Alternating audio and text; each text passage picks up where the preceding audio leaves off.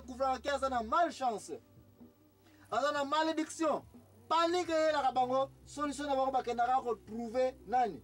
Mosali na Nzambe. Mosali na Nzambe, église basambela pona bango, banganga basala makambo pona bango, babima na malchance oyo, babima na bamvutema oyo. De place erreur ezali yango oyo, de place émission na la vérité to telemel yango oyo na mokanda Deutéronome 28 pona kolobete non non non non non non non 68. Deutéronome 28 mama ani a rappelé bino 15 tina 68 okoya komona ete biloko oyo ezali kosala ete mutu akoti na malédiction mutu ye moko mutu abendaka yango Ye moko. ye moko Baparante me ye non non non soki yo mwana ozo beta papa ozo bundisa papa mama papa merci mingi Bible lobiete mwana soko fingi papa na yo eza na Ephésiens 6. Wala yoke na Ephésiens mengape na wiko pesa 6 1 2 3 na wiko pesa na mukanda Exode la place Lévitique 29. Bazali ko lobete yo mwana soko telemela babot na ozali ko finga babot na ozali ko babo mayo. Lévitique 29 elobi c'est lui qui frappera son père ou sa mère sera puni de mort. Lévitique nini 29. C'est dans Lévitique 29 expliquer la batubala très bien. Celui qui frappera son père ou sa mère sera puni de mort. Mutu oyo ko beta papa na ye elingo ba yo mwana na papa so boko ko bunda bitumba bo simani banzoto. Lévitique aza ko permettre ke baboma yo. Papa boti yo. Come on now. Elingo lo bake malédiction de jana mito na kutu balobela ngo lisusu te na mokana Lévitique. Balobi nini? Liwa. C'est na moneza ko lala. Yo muto pesi so verset kitoko mekomi ko lala. Même muto azali abundisa papa na ye, afinga ba mama na ye. Mama na ndoki. Azanga ba parane respect bazanga ndoki. Et puis vine na cité comme la malédiction. Akomi ko tambola makambo eza ko marcher te. Muto ye mutaza kapaba ko loba te baza contre succès na ngana quartier oyo. Mais Bible le ko telemeli ba parana yo malédiction ko beta yo. Obika ekutokufa kite. Okufa. Mais yo kutozanga no vivant. Mais Bible le baboma yo totalement. O telemini papa na yo, o swanisi papa na yo, o swanisi mama na yo, o bundisi papa na yo, simi papa na nzoto fingi ye koko ndoki boy na boy. Malédiction eko ya na vie na yo, Bible le baboma yo kutu.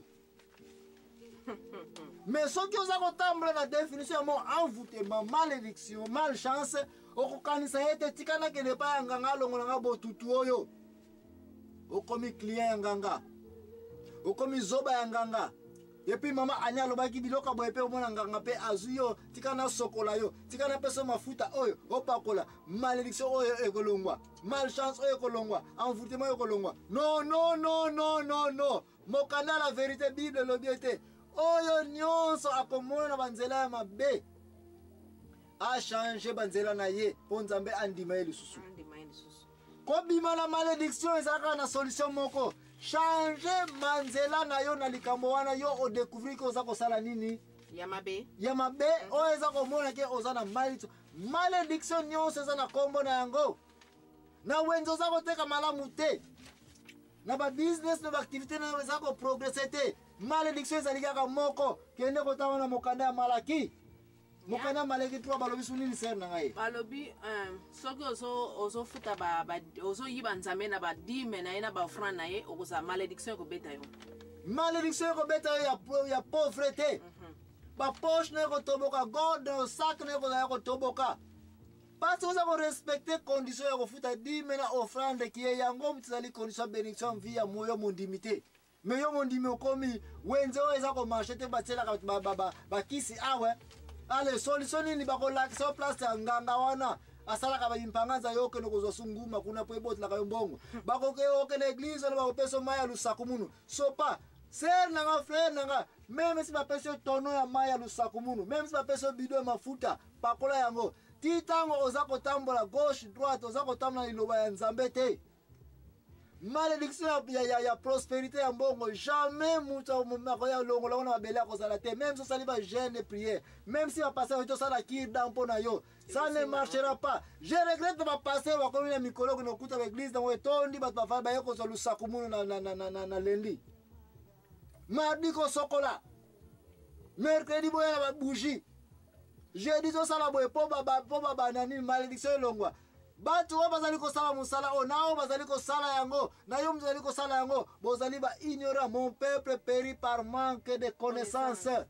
Sikoyo bongo bato mosusu kozala oh mama na amikate na alambaka na kisi nini kokozala bongo alambaka mikate na kisi yango naza kozala client ya tro n'est-ce pas na banza émission moko tolobelaka yango ete bato mosusu bazali ete azali kosala mikate na balance pour faux comment aza kokosa bato akotia farine muke atie levure ebele mikate na ebimi munene mpo mafuta ekoti na kati bato bazoleka bazosomba yango me bato akati basombelaka ye te parce que basili koyeba te mikate na wana okosaka bato evimba minene me na kati eza yango badofolo mupepe ezali na kati sikre mpe ekoka te biloko ba bato akartier bakimikimi baza so kosombela yo te yo moto ya liboso commerce no ekwei okoloba nini ke na kati baza contre succès na ngai na kati basali ngai kisi ngai kende koluka siko banganga basokola ngai na botutu oyo biloko nde yango tozali kobenga malédiction biloko oyo nde moto na mokili soko comprendre ke ezali malédiction solution ekozala nini ser na ngai change banzela na yo sala mikate na nde oyi kosala bakwanga no kosala sala kwanga tya kusha makasa ya mike bato bakoapresie musala na yo bato bakoapresie baproduit na yo bato bakosomwa benediction na yo bana komata kasi soko okei na sansa koloba ete naza na bamvutema se na okoyeba te ke ezalaki kosenga kosala changement ya nini ya position na bacomportement na yo okokende ba banganga nganga akozwa yo akosise mbongo na yo nganga akozwa yo akopesa conseil na ye nganga akozwa yo akosala makambo nayo ezali kosala ke parce que ondimaki eza malédiction te parce que ondimaki ezali envoûtement na malchance yango wana okende maboko ya nganga me soki ondimaka ke ezali malédiction nde ozongaki na bible nde eteyi yo ke change banzela na yo. Tout ce que je cherche à démontrer c'est que malédiction na vie ya mutu eyaka soki mutu ye moko bendi yango malédiction eyaka na pembeni ya mutu te na vie. Bongo bato o bazalaka ke ko trouver nga mpona azwa examen d'état nini wana susi ninkolo. Merci mingi c'est nanga poser nga question te bato musu bazalaka aza étudiant alingo sisa classe aza na 6e humanité to aza na université bongo examen ezali koya atie ko trouver nganga apesa ye nini bangenge po ete asala nini po ete akosala examen etana kitoko mais se nanga tika na yebisa yo te nayebi nanga te soko si omona nganga oyo azali ke ye kutu asala meme examen d'état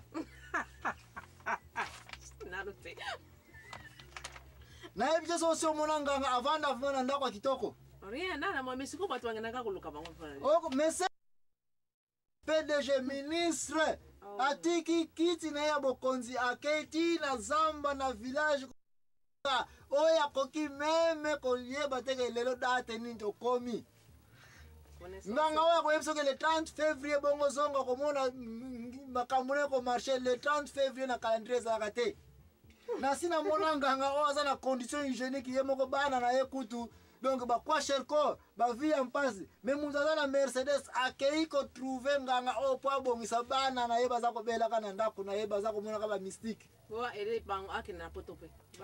nganga mosusu na sina yoka deja bato baye kotrouve nganga po abongisa ye nzela ake na poto nganga ngo ye moko avion ya pambana na mata te ayebi kutu bavisa na bapasseport ndenge basalaka yango te me mutu aye kotrouve nganga oyo abongisele ye bamakambo po avoyage na mpoto nini so oyebi na nganga mama yele nini mayele suto lobeli yango nasina mona mutu abe kobo ya ndenge na nde aje kotrouve na nganga abotisa ye nganga oyo ayebi kutu te basi kaka pe munda mona bakenda mibali nana mona te bakenda koluka nalo mona mibali bakefa ngati baba mpona babote nesi basi kaka bakenda et puis basi yango ntango bakenda kuna nalobaki yango avant tozwa repos ser nanga kobosana te force ya mutu puissance ya mutu na mokili ezali nini makanisi kaka ndenge yo mutu okozwa makanisi na ye ke soki nakepa nganga akobongisa ngai ndenge mpe makanisi na ye ekozala fwa na yo yango wana yango oza komona basi bazali akenda epai ya nganga mpo babongisa mabota na ye epui nganga yango suka ye kaka mutu akoma kobotisa ye lisusu pandake soki otali mwasi oyo akoka meme te ke ye na nganga oyo bakoka kosangana me likola kobanga paniki butu alali wana nganga alakisi makambo bakimpanganza ya biloko lokuta epui andimi bakoko balobi sala boye epui pesa ngai mwasi oyo mpe apesi ye abotisi ye mpe Mais pourquoi? Parce que banganga o bayeba kana bango peut-être mobali oya mama oyo peut-être azakuto impuissant ou bien azape stérile. Bazana tawa te sini bazana tawa ko sala kaba makamuna ndenge na bango. Basi ebele babota na banganga likola ko luka ba vutema elongwa ba malédiction elongwa. Mais likamoza likolobela ya envoûtement na malchance. C'est na bimala ba mono so mibale oyo. Mutu nyonso eza na Bible te eza pe kopesa sens moko te ya malchance. La malchance n'existe pas. Okay, mais malédiction il faut qu'on rentre dans malédiction. Envoûtement ça n'existe pas, mais malédiction ça existe. Pourquoi toza ko karawana mo malédiction? Parce que toza na tante mais soki tolobi ke tokende na Biblia na mokanda Deutéronome 28 ndeko na pardon tanga mokanda Deutéronome 28 malamu bandana 15 tina suka. Okoya komona ete sorte ya ba malédiction na vie ya mutu ezali ya trop.